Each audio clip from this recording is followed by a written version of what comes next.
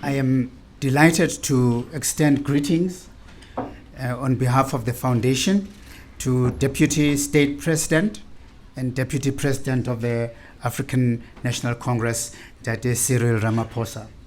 You are very welcome, sir, and thank you so much for agreeing to be with us this evening. And thank you to you all, ladies and gentlemen, and distinguished guests for joining us. The Nelson Mandela Foundation has organized and participated in numerous events, gatherings, and projects over the last 10 days to mark the first anniversary of the passing of our beloved founder. I think you will agree with me that it has been moving to see demonstrated once again Madiba's power to bring people together, and for those gatherings to inspire us in the manner that he did. People the world over joined South Africans in remembering a global figure. Now, there have been even some light moments in those global rememberings. It is reported, for example, that at a recent charity event in Canada in honor of Nelson Mandela, one Jonathan Bernier, goalkeeper for the ice hockey team, Toronto Maple Fields, was interviewed on the red carpet about his knowledge of Madiba. And this is what he said. He's one of the most known athletes in the world.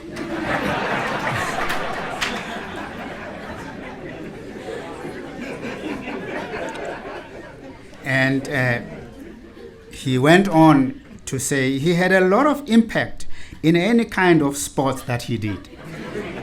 Even playing hockey. Everyone knows him, right?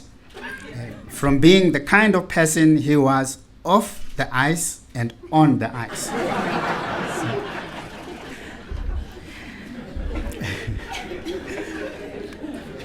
Well, this could easily have been another kind of sign language of the kind we saw.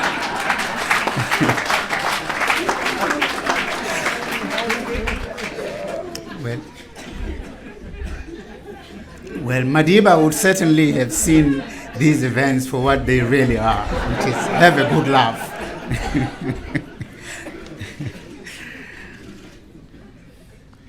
For tonight's event, the last of a series to commemorate the first anniversary of our founder's passing, we have partnered with the African National Congress.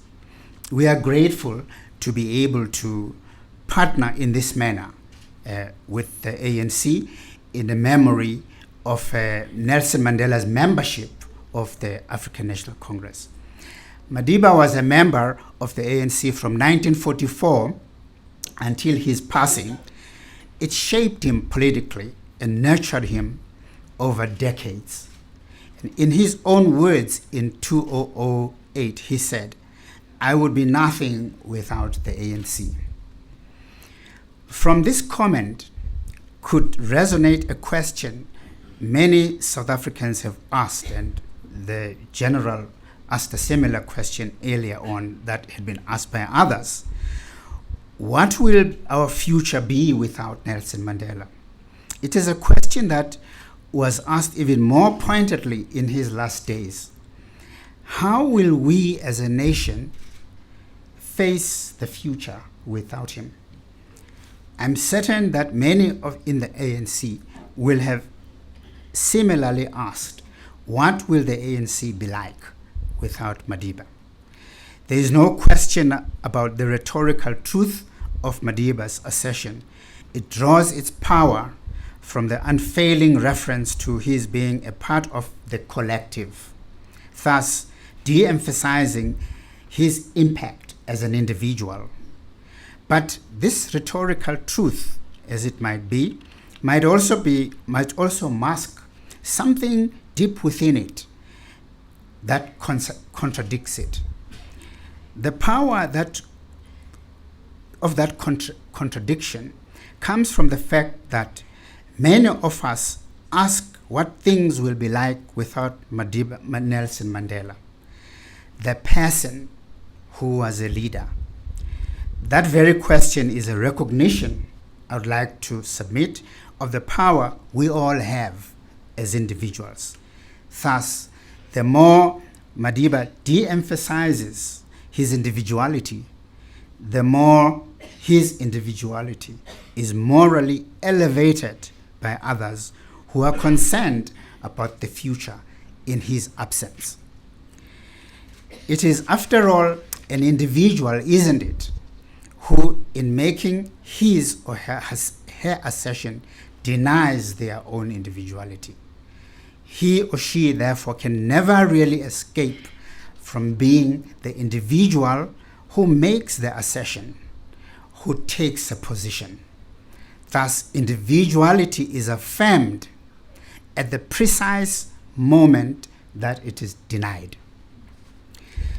So, the capability to do so then has particularly marked out such people as Madiba. It marked out, similarly, Martin Luther King, marked out Mahatma Gandhi, marked out Malcolm X, marked out Mustafa Kemal Atatürk, marked out Kwame Nkrumah, Julius Nyerere, marks out today the Dalai Lama, and countless other leaders who have pushed the frontiers of the human sensibility towards greater refinement.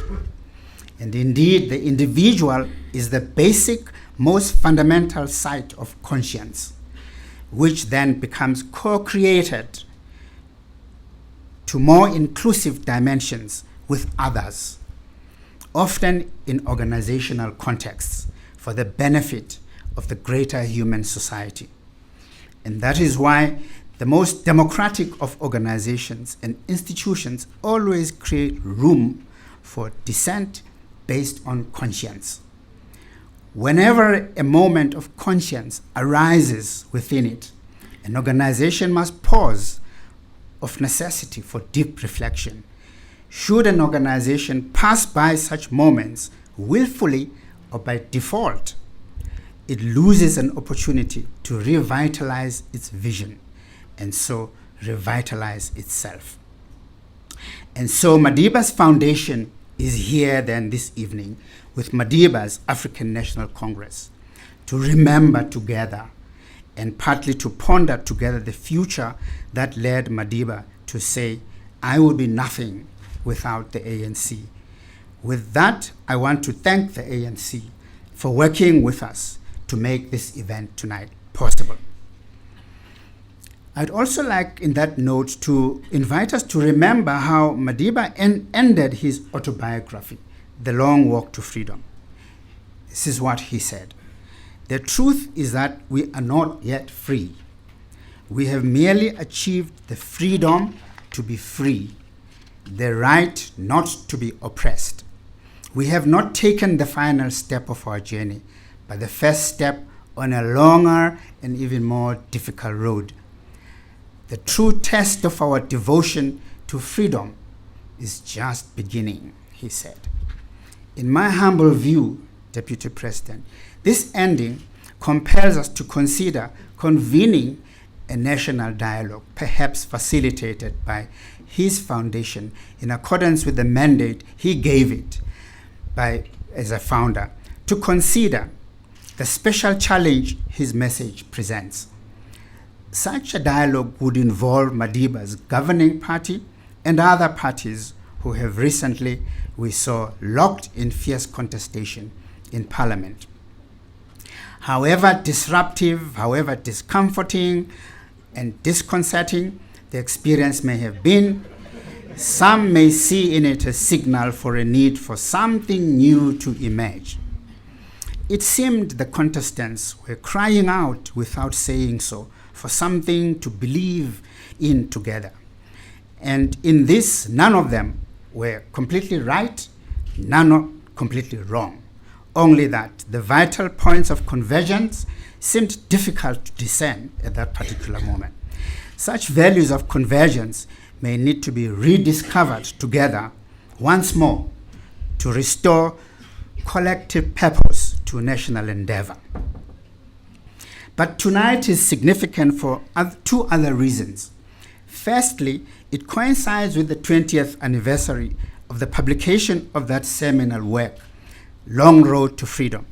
Not only has it become one of the world's all-time bestsellers, it is also arguably our post-apartheid Africa's founding narrative.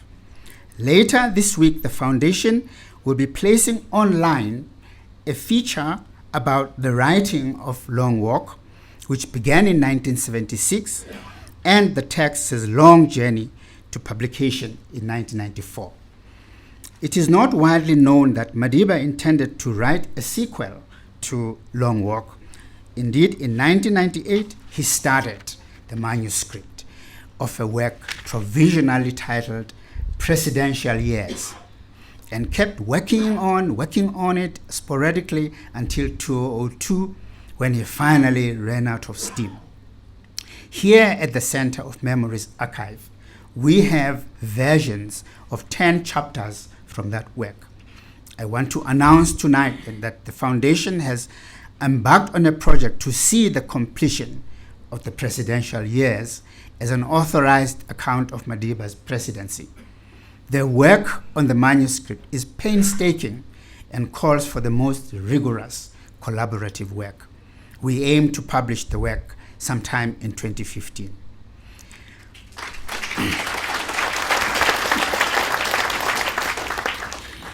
So Cyril will be under the spotlight. While Madiba, collaborative to the end, was working on the presidential years manuscript, he relied on a number of trusted advisors to offer suggestions on the drafts he was writing. It is no accident that one of those advisors is our keynote speaker tonight, Deputy President of the ANC, Mr. Cyril Ramaphosa, and Deputy President of the state. It is now my pleasure to introduce him to you. Not that he needs introduction to this audience. We regard him as a friend of the Foundation's. He visited Madiba here many times. He has addressed gatherings here on invitation from us, and of course, he had a long association and friendship with Madiba. And he is certainly someone who knows what it means to keep on working. I asked him just before we started if he has not got a citizenship from Lesotho, from his always being there. But he tells me that it's not about to happen. He takes every challenge that he's confronted with and does a good job. Deputy President, as always, it is an honor to have you with us and to ask you to address us this evening.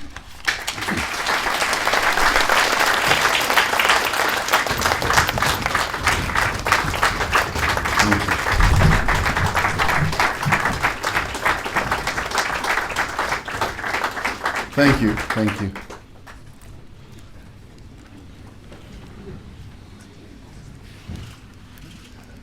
Chairperson of the proceedings tonight,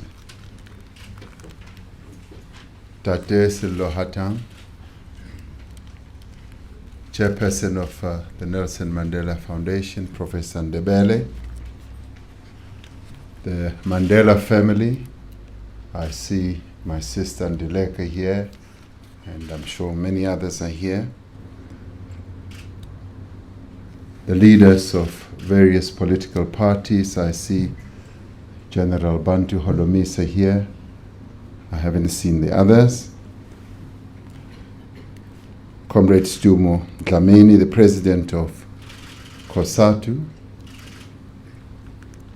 the second deputy president of COSATU, Comrade Losi, General Mbata, various other officers of our South African National Defence Force, Comrade Frini Jinwala.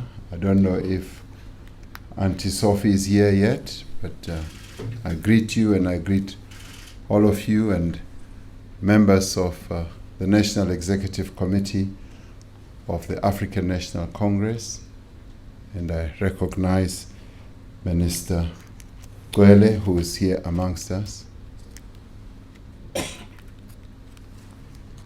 It is a real joy and pleasure to be amongst you. I look forward to this book that you just spoke about. Madiba and a few others of us spoke about this book and gave some thoughts and advice. And I'm hoping that in this book, Madiba will provide an answer, because I haven't seen most of it, an answer to a problem that he has left unanswered for me. And there's a bit of a void in myself in that the answer is still outstanding, of how he finally solved a particular problem and challenge. And as most of us know, Madiba was the quintessential problem solver. He was, I would reckon, the best negotiator in the world. And whatever problem he was confronted with, he was able to solve. Many of you might have heard him relate this story, which to me still ended without a solution. But I am sure that he did find a solution to this problem. And he spoke about him being president of the Republic of South Africa, and particularly how each time he went to Qunu, many of the citizens of our country found their way to Qunu to go and meet him. And that is why the visitor center in Qunu was built, so that people can go and sit and converse with him once he had an opportunity to meet them. And he told this story of this lady who came from one of the villages in that part of our country, and who waited almost all day.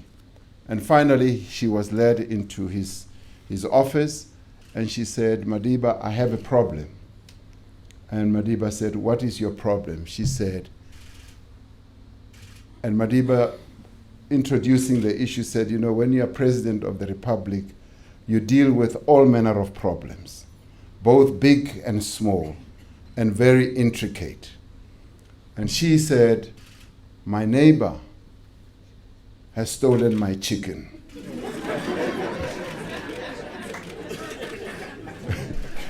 And he said, "Cyril, I have to deal with problems of stolen chickens." And she continued, "He has stolen my chicken." And Madiba said, "Who is this neighbor?" She mentioned the name, and Madiba, being the good problem solver that he is, had him called in because he lived nearby.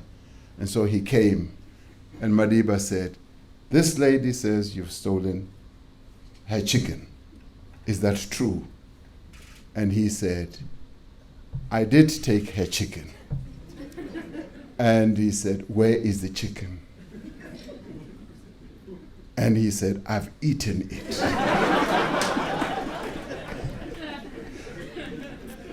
And Madiba turns and he says he has eaten the chicken. But she said, "I want my chicken." And Madiba says, "How much is the chicken? Are you prepared to pay for this chicken?" He said, "Yes, I'm prepared to pay. I'll give her 25 rand right now." And Madiba says, he wants to give you 25 rand. Are you willing to accept 25 rand? She said, "No, I want my chicken."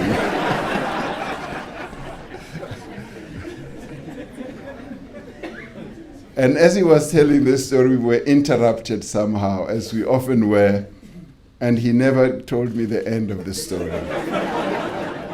So I'm looking forward to reading this book, because this void in my soul will be filled, because I do need to have an answer. I, as many of us do, we often invoke Madiba's wisdom, Madiba's approach to problems, as we encounter problems. And we often ask ourselves, what would Madiba have done? And I now want to find out how he solved this problem. Because as deputy president, I think it might happen to me one day as well, that one of you sitting here, particularly the deputy secretary of COSATU, who's sitting here, might present me with such a problem as we try to solve COSATU's problems. It is really an honor, and a deeply humbling honor it is to have been invited to give this lecture in the memory of the founding father of our nation and our democracy, to give this lecture in honor of Isitwalandwe Siaparangwe Nelson Mandela. And true to Madiba's own inclinations, we are not here this evening to mourn Madiba. We are rather here to remember a lot of things about him, but also to remember him and what he taught us and what he stood for. We are here to reflect on the present and in a way also deliberate on the future. For from his life, we're able to deal with the present, but we are also able to use Madiba's life as a platform to look into the future. We are here to examine Madiba's legacy and ask ourselves what it is that we need to build on it.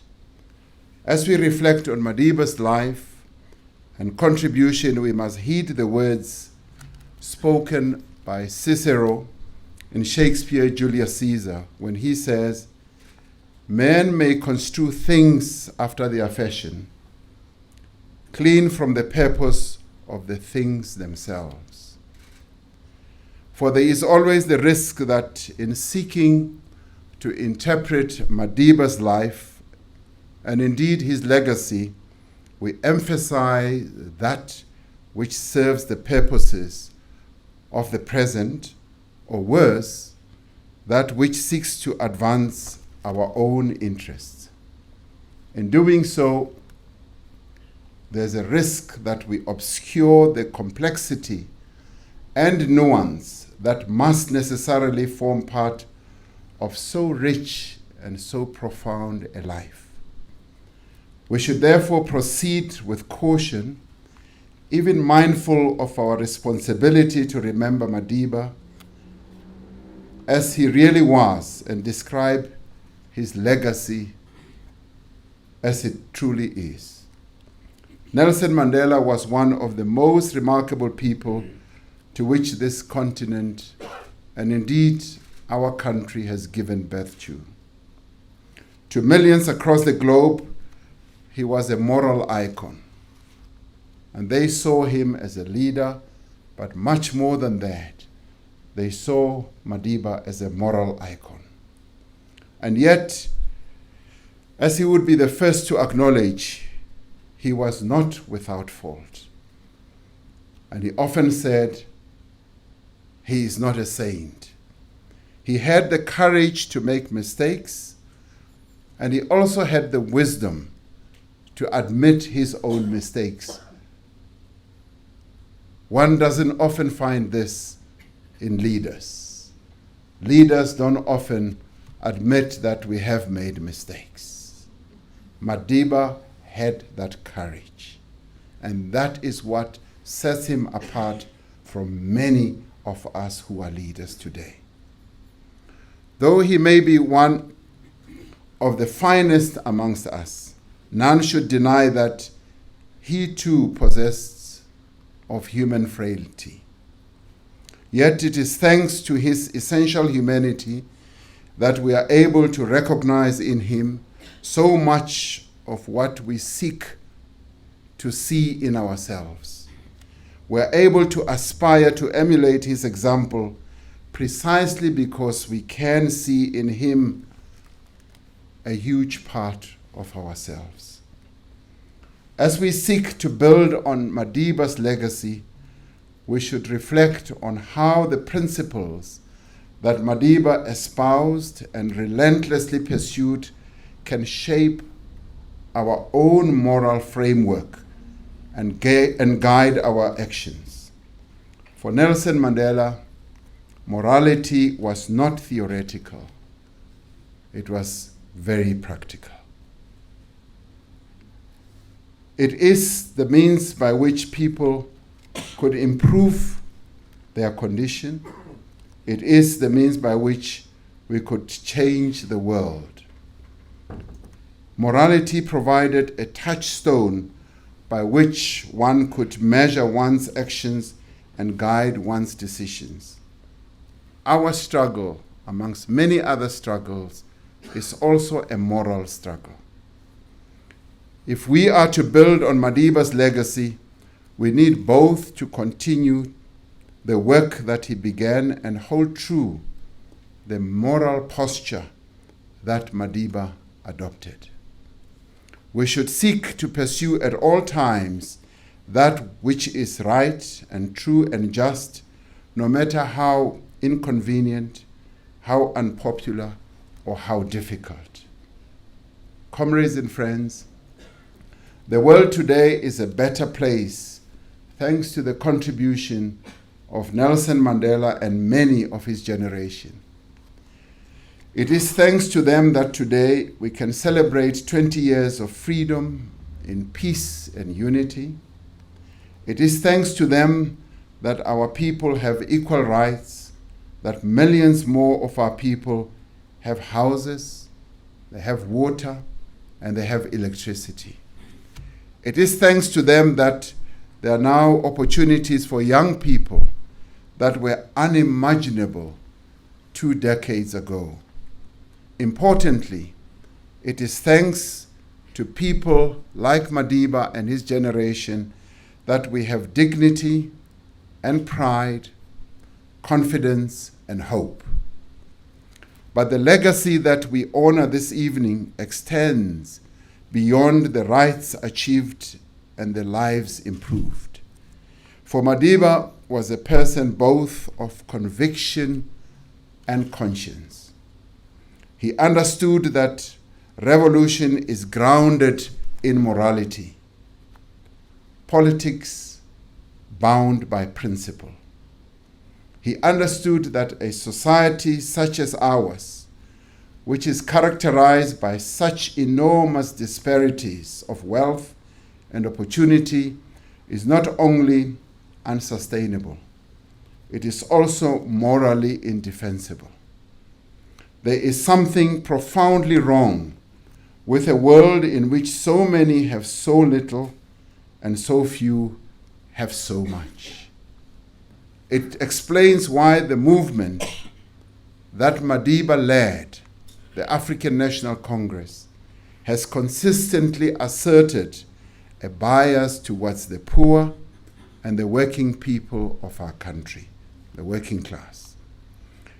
It is why we have always sought to choose the side of the oppressed, the marginalized, and the exploited.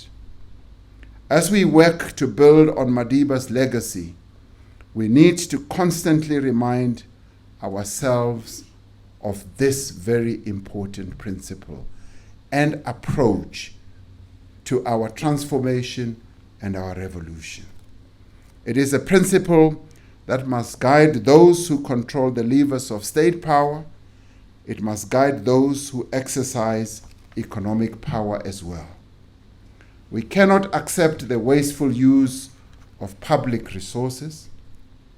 We cannot accept the misuse of public resources, and we cannot accept the theft of public resources. Madiba's morality dictated that this should not and cannot be accepted. And we need to actively combat a culture that associates public office with entitlement, a culture where there is a tenuous relationship between misdemeanor and consequence. We need to consistently reinforce the precept that people do come first. That batho batla pele. People must come first.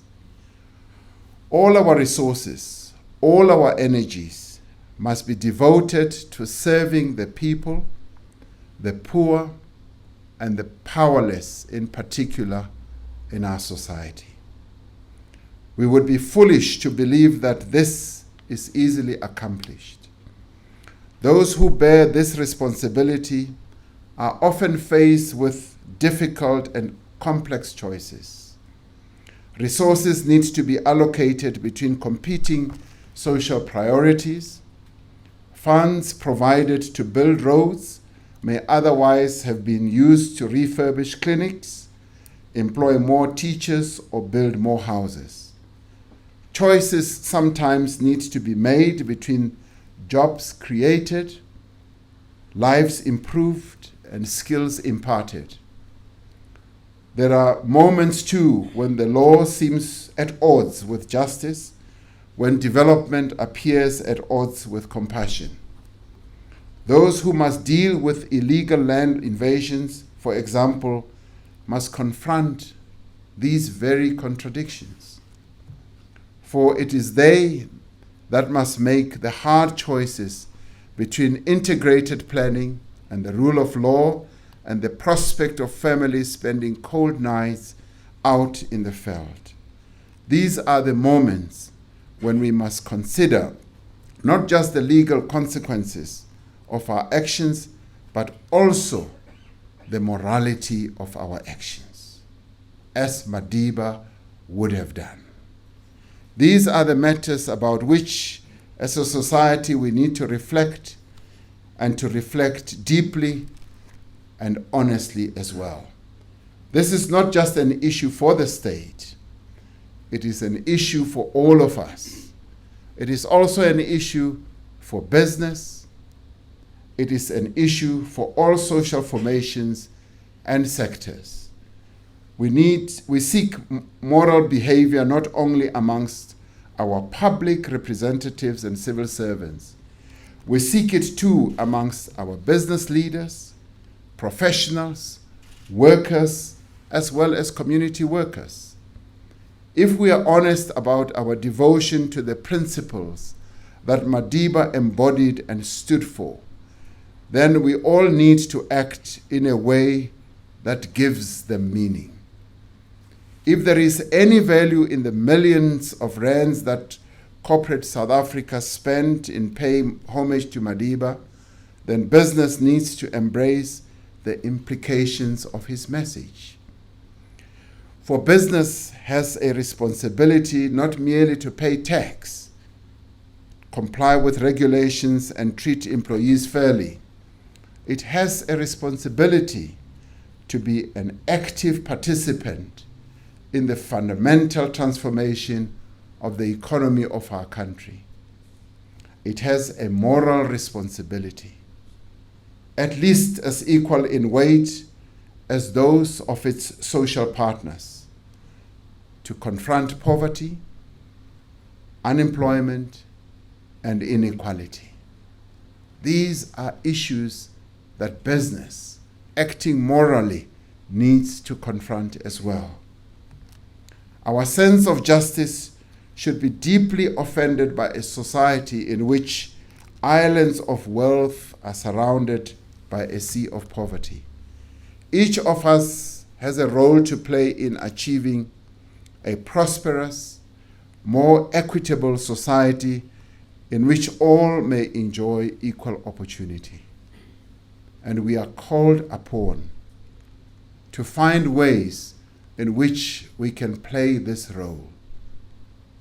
Each of us has a role to play in the improvement of the lives of all South Africans, be it living conditions of migrant workers, the provision of housing and essential services to people in informal settlements, or ensuring that those who live in rural areas have the means and the opportunity to make a living of the land on which they live. Nelson Mandela sought not only the liberation of South Africa, but also a better, more just, more equitable world.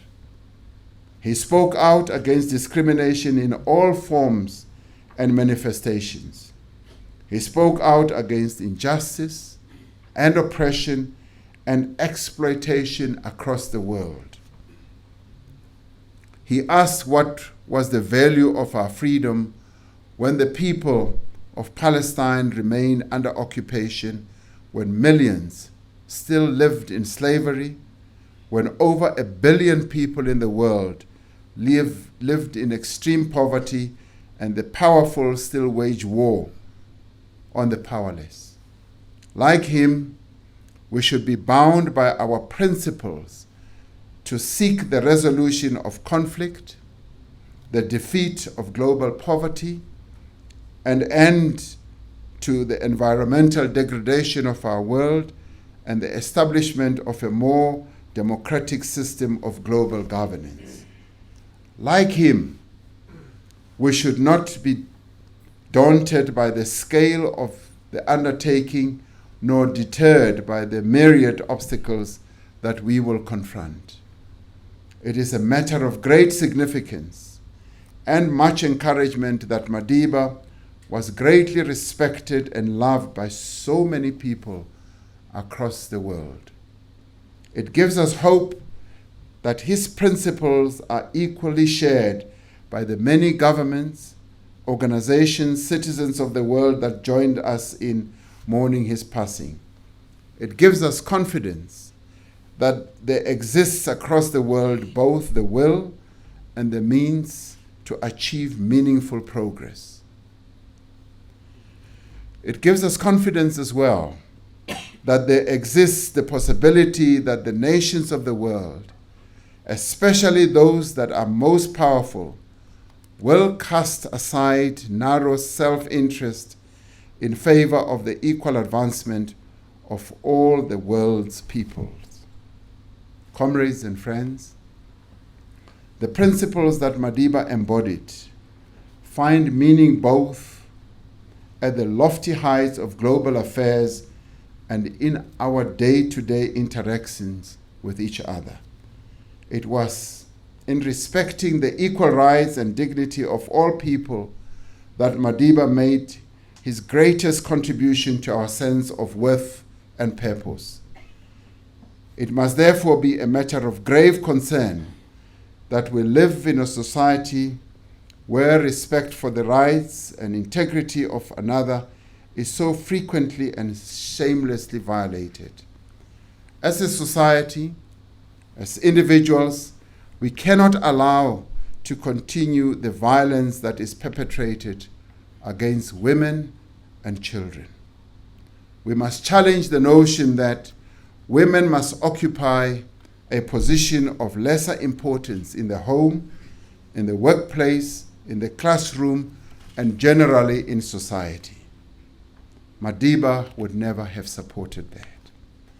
We must encourage all sexually active South Africans, particularly the young, to respect themselves and their partners, to use condoms consistently, stick to one sexual partner, and get tested for HIV at least once a year. Many people infected with HIV still face discrimination and abuse. This is irrational and unacceptable. It is an affront to our shared humanity, and we must do all that we can to stop it, just as Madiba would have done everything he could to stop it. Though our society faces many challenges, we are confident that we have it in us to prevail. South Africans have demonstrated a tremendous capacity to overcome even the most intractable problems. When the world almost gave up on us with regards to solving the apartheid problem, we were able to rise to the challenge as the people of this country and found a workable solution under the leadership of Nelson Mandela. We have it in us to treat each other with respect and to place the needs of others above our own, just as Nelson Mandela did, to a point where he was even prepared to sacrifice his own life so that we could all be free. We have it in us to heal the divisions of the past and eradicate the inequalities of the present. We have it in us to build a future in which all may enjoy equal rights and equal opportunities.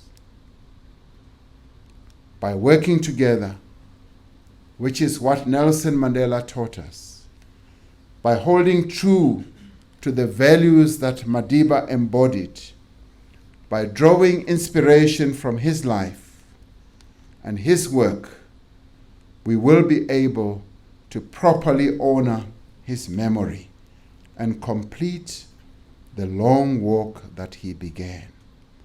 And as he ended his book, he said, indeed, there is still a long walk ahead. And that long walk has now been left to us. His long walk is over. He has now handed the reins and the baton to all of us as South Africans. May we continue living Madiba's legacy, but more importantly, may we be imbued by the morality that Nelson Mandela has had to teach the world. Madiba, more than anything else, was known as a moral icon around the world. Let us be as moral in whatever we do as Madiba was. Thank you very much.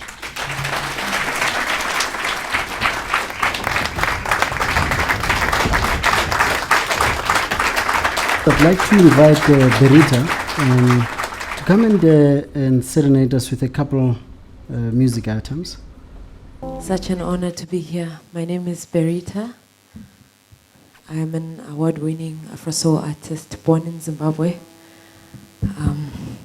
but South African by music. Such an honor to be here tonight. I'll play you a couple of songs throughout the night. The first song that I'm going to play is a Xhosa song. It's a song called Sophinda Sidibane. It's a song about the death of a loved one. And this evening, I'd like to dedicate this song to the family of Utata Madiba.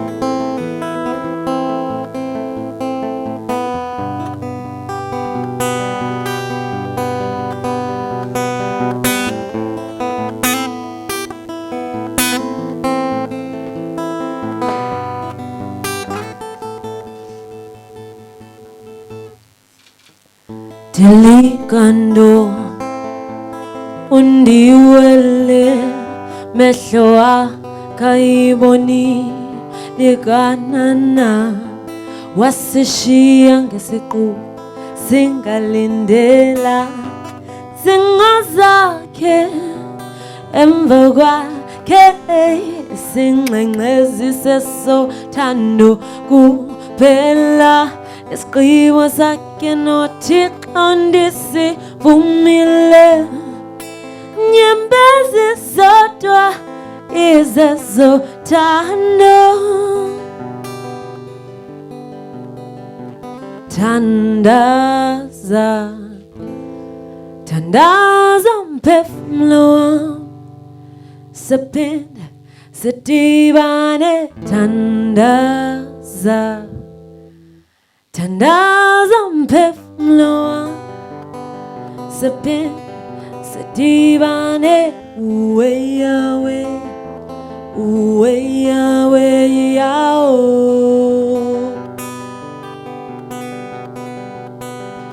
uwe Yahweh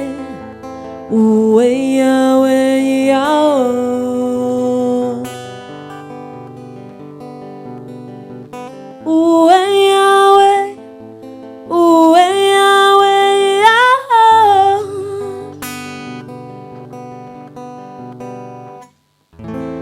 Oloncumo lwakhe lohlala luhlele enhlizweni zethu, isibane sakhe sohlala siqaqamba,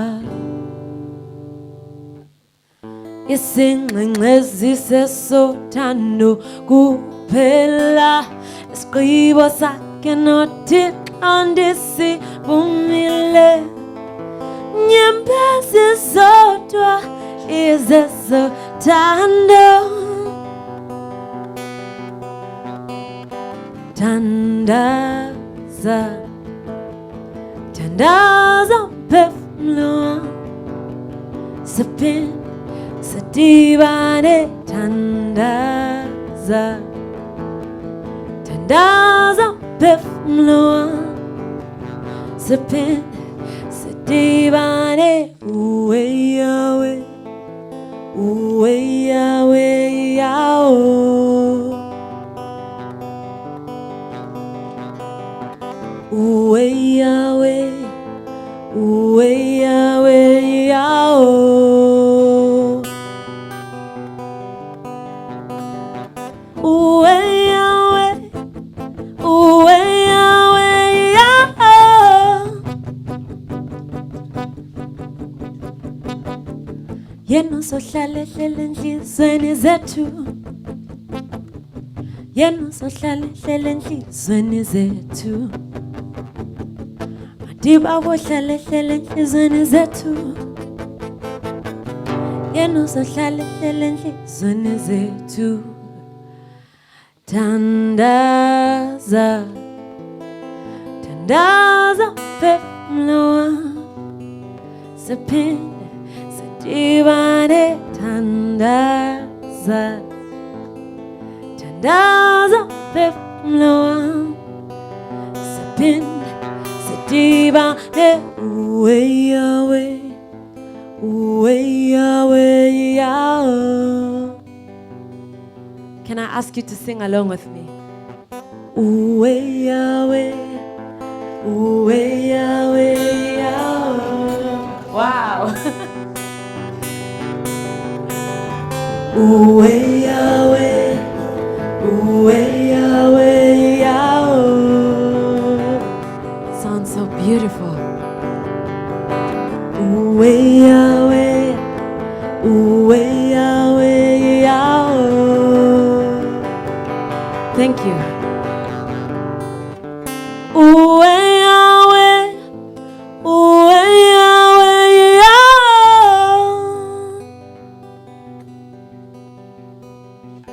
Tandaza, tandaza mphefumulo wami, siphinde sidibane.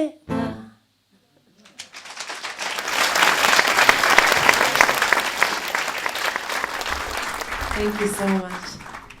Thank you.